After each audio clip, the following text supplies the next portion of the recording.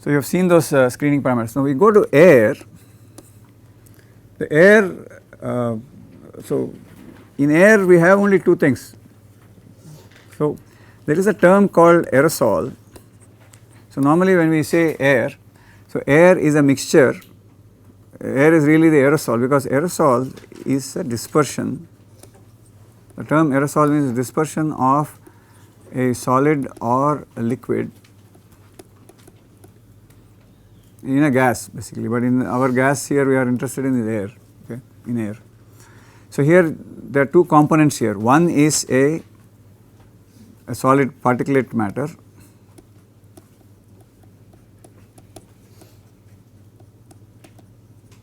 PM, plus whatever is there here, and this is really a gas.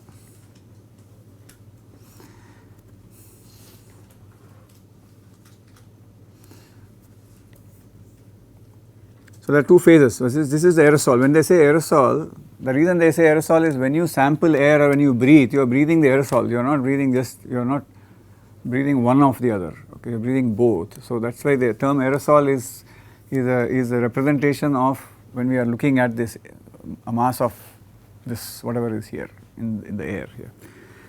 So, here particulate matter is very straightforward. You know that this is a suspended solid which is floating around in the air, or suspended liquid, liquid droplets are there, or it is a combination of liquid and solid. Sometimes you have a solid particle on which there is a small liquid coating and that is floating around. But in the other phase here you have two components again here. This is just not gas, it is vapor and gas. What is the difference between vapor and gas? Why do we have two terms? Huh? We have to define in terms of the critical point. Okay, so can you have a simpler definition? Non-condensable? They are condensable at some condition, right? If I take oxygen, I can condense it at some condition, some temperature and pressure. After that critical point, vapor phase becomes gaseous. Right. Yeah. So, but here in atmosphere, the common ambient air, we call it as vapor or gas because in this condition it naturally exists in the vapor phase, in the gas phase, but vapors can coexist as a liquid and gas. Okay.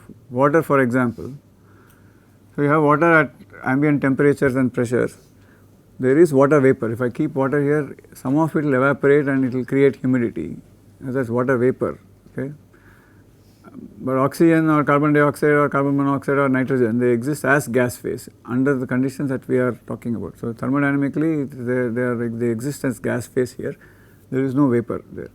So, vapor, a lot of liquids that we are concerned about, the organic liquids that we talked about, exist as vapor phase also. They have a vapor, they exert a vapor pressure, that is the property of the chemical. And if you leave a liquid outside, some of it liquid will vaporize and it will create, it will go in the vapor form. So, that constitutes part of that. So, this is the part we are worried about more, because this gas is there, that is one part. This is the one we are worried a lot about, because this can move from place to place, because it can, if you are in liquid phase, it can go to the gas phase and so on. So, the vapor when we measure the aerosol, we measure particulate and these three components. Now, these two are combined. When we measure it, we do not, but we can separate, sometimes we can separate this part depending on how we are doing that. So, we will come to that anyway. So, this is all there is to aerosol, air and aerosol. So, this is, so smoke for example is an aerosol, it is a dispersion of solid and sometimes liquid particles in, so all exhaust is like that, anything exhaust coming out of a gas of a engine, any engine is an aerosol, and this aerosol then mixes with whatever is there in the ambient air and then things happen. Okay.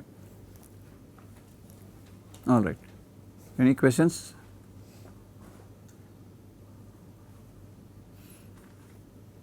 So, from a regulatory point of view, we have still finished this part. So, if you look at, we go back to the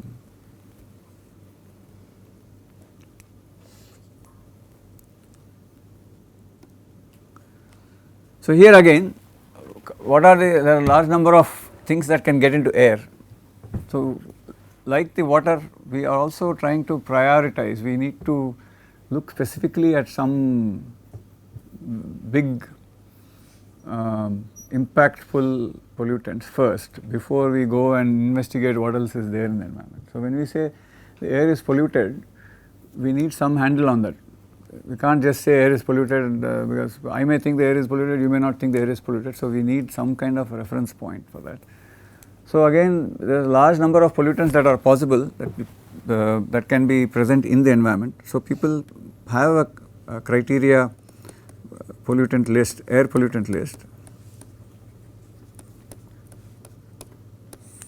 and this again keeps changing. But here what is the most commonly contributing source to air pollution? It is combustion. The biggest contributor to air pollution is combustion. That is the biggest activity where there is something that is converted and an exhaust is released. Okay. So, from combustion the pollutants that are coming out, one of the big pollutants is NOx. Then if it has sulfur, SO2, then there is some ozone. These are three big pollutants. What else comes out of combustion? Particulate matter. Now this carbon monoxide.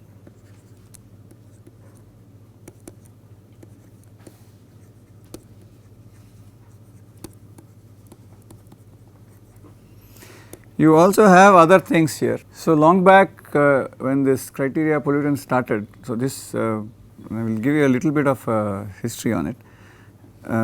There used to be another compound called lead. It is not there in most of the lists now, okay, because lead used to be a big part of petrol, gasoline, and they used to use it for as an anti-knocking agent, and they used to. So, you have this leaded petrol, now you have unleaded petrol, there is no lead in this. So, a big chunk of the emissions does not have lead now. So, it is being phased out. So, as long as there is no leaded petrol, then there is no need for lead to be in the thing. Also, but it may be in the environment already. That is something that people do not, we have to see the data. If you see there is enough amount of lead still in the particulate matter coming in the atmosphere, then we have to look at cleaning it up. But from a point of view of this, so there is not much reason for lead to be there. But sometimes now if lead is not there, there is another, people look at what is called as unburnt hydrocarbons. So, these 5 are definitely there, the top 5 are there as criteria pollutants, but the 6th one and then there are a few more. Sometimes people use unburned hydrocarbons is when you put a fuel, combustion does not happen properly and the fuel just gets hot and becomes vapor and it comes out, and it can condense when it comes out on particles or somewhere else, or it can stay as a vapor phase for some time and go around. So, this is the fuel itself. So, you can smell sometimes that when you stand near a vehicle, if combustion is clean, you should not smell anything, but if it is not, you can smell something very pungent, sometimes that is not a good thing. Okay.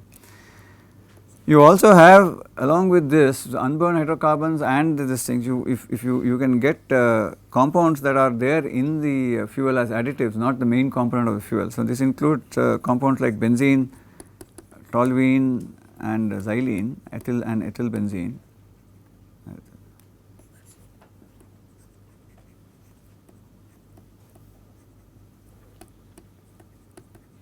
And this constitutes what we call as BTEX. Yeah. So, these are all there in and out of several lists. So, the Indian CPCB has this in their criteria pollutants, and they have hydrocarbons, they have this thing. Some other regulatory agencies do not have this. Okay. And the reasons are born from monitoring. If you find a lot of if you do air sampling, monitoring, if you find that these are all there in the atmosphere, then it is important that to monitor these things from time to time, and therefore, they become a criteria pollutant. So it's a loop that you have to do monitoring and then go back and see if there is any correlation, and then that's how the regulations are done. So I'll talk a little bit about regulation. The reason being, see, this is a big critical part of the environmental business, of science business, unfortunately, but that we have to, that is there. So there is, we have seen that we have seen in our initial discussion, we have a source, we have the environment, and we have the receptor, which is the humans. Yeah, we have pollutants going from here to here, and you can either control it here or control it here or do remediation. Now this part, it is environment, we also give it a specific term called ambient environment. The ambient environment is common, is public property, it does not belong to any specific person. Okay. So as a society, this is a common property, air and water are expected to be common. Okay. The air that one person breathes, if somebody else pollutes it, it's uncommon. So if you have somebody who is smoking, so there is a lot of campaign about passive smoking. If somebody is standing next to you and smoking, there may be things going into that person's lungs, but then whoever is standing next also may be inhaling some part of it, and that is secondary. That's secondary smoking, and that people have a big problem with. Okay. So it is the same kind of thing. So I'm smoking for my pleasure, but somebody else can be paying the price for it. So if some groups of people are doing an economic activity for a particular this thing, and then that causes, as a consequence of the economic activity, there is a release, an emission that goes into the environment, into the common domain, and somebody who is not part of it is paying the price. Okay. Now, for example, a very good example for this is, say you are working in a factory, you have to handle hazardous chemicals, yeah, but you are getting paid for it. There is a social, there is an economic factor there, but you may also get sick because you are working exposed to those chemicals. Okay. So say, let's say the company is giving you enough protection, you also know that you are getting exposed, so you protect yourself enough and you do the work. Yeah. So you are getting paid, so you are taking enough precautions, you know what you are doing and you are handling it properly. But then you are finishing your process and it's gone. You are releasing some exhaust into the air. Or I'll talk about air because air is more direct and visible immediate effect. It goes out and lands into somebody else's territory, and they are breathing it. They have nothing to do with this economic process. They don't even know this is happening. Yeah. So who is responsible for it? So the liability, so to speak, comes to the polluter who is doing it, and therefore the somebody has to intervene, and this is the role of the government. That's why we have regulatory bodies. The regulation has to come from society, and government is a representative of the society. So the society should give feedback to the government to act on this thing. So this is how regulations are put in place. So the regulatory body, the agencies such as the CPCB are responsible for creating a regulation and enforcing it, so that the ambient environment is not polluted. So for this, you first have to decide what is the ambient regulation that you need to have, what is the safe standard that you can live under. Okay. Why is that? I can blanket, I can say that it is causing problem, I will shut down the industry, and that's not a feasible thing, because we have, here is where this question of, suppose say vehicles are causing problems, I am going to stop all vehicles tomorrow. I can, if I am an administrator, I can come and say, oh, too many people are complaining about vehicles in Delhi, let us just ban all vehicles in Delhi. The problem will go away, nobody will have a problem.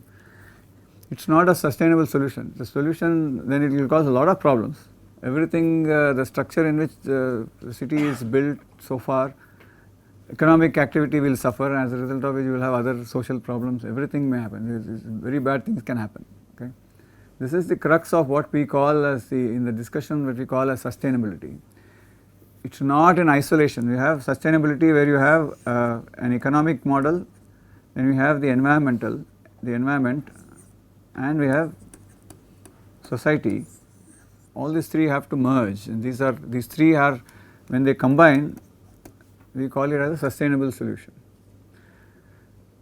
It also has to be social. The reason when we are talking about economic is, I cannot have an environmental regulation that is so prohibitively expensive that I cannot have an economic activity. I should have economic activity. If you go and ask somebody on the street, say that, oh, you are polluting, please do not know, my lifespan will be reduced by 5 years because you are polluting, and that person will say, I am not even sure if I can have sustenance for the next 5 years. So, I do not care about your last 5 years of your life, I am worried about my 5 years now. So, this is a response you might get from somebody. So, this is a very difficult question to answer. As society at large, if you look at different societies, we all have tolerances. Our society at large is tolerant of certain degree of pollution. We will say, yeah, we will, because we want, our priority is something else at this point, we will. So, as the standard of living increases, your expectation of quality of life also increases, and you can't then tolerate. How many of you drink water from a tap anywhere in the city anymore? You don't. 20 years back people used to drink. I have had when I was a kid. So, now I don't. I carry a bottle of water everywhere because I don't trust the water, because my expectation for quality of life is very high than it was 30 years ago or 25 years ago. So, this is not an easy question to answer, and I think as environmental scientists, I cannot answer this question. It is not my role to answer this question. I can only give information as to what will happen if I do this. You make the decision, and the decision has to be made by society. So, you have all the things. I have the cost of doing this is this much, the cost of not doing is this much, and you make the decision. And the decision has to come from a government which is basically the public referendum. Okay. So, in a lot of countries people make decisions like this. If you want to ban a particular activity, particular process, because that is supposed to pollute or it is doing a lot of bad things, so as a society you make a decision whether you want it or not, that is it. So, but as environmental scientists you do not have you cannot make that call. At least this is my opinion, that you cannot make the call. You are giving information as an engineer or a scientist. Okay. And this is what we are trying to do. We also give information to the CPCB, the regulatory agencies. The regulatory agencies will ask us information as to give your opinion about can we use this process, what will happen. So, a lot of research projects that are given to universities and individual researchers are based on that. They say, can you predict what will happen to the climate if I continue this process? Should we continue burning this or this? So, there are large debates going on at the level of climate treaties and all that, right. So, that is a different issue. It is not pollution related, it is climate related, but at the local level, for example, people, at least in places like Delhi where there is big debate going on, there are a lot of groups which are meeting and figuring out what could be the reasons for this, why is it happening now, was it happening 20 years back.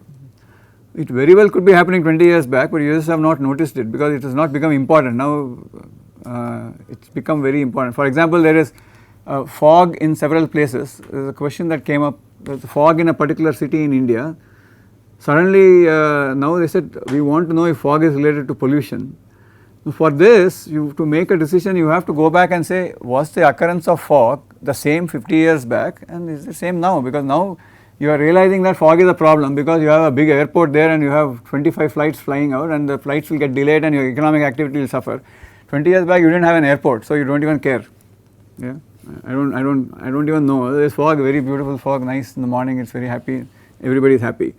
Now you get economic activity suffers. So, Delhi probably had fog for the last 50 years, we do not know, but now because they have lot more economic activity is related to that, so we have a problem. So, these questions are not easy. You have to do whatever information that you need to get, and then others have to decide. So, administrators have to decide, and you can give your arguments in favor of something. You can give your recommendation. People usually do not ask us a decision, they ask us recommendations and they will make the decision. So, this is usually that is how it works.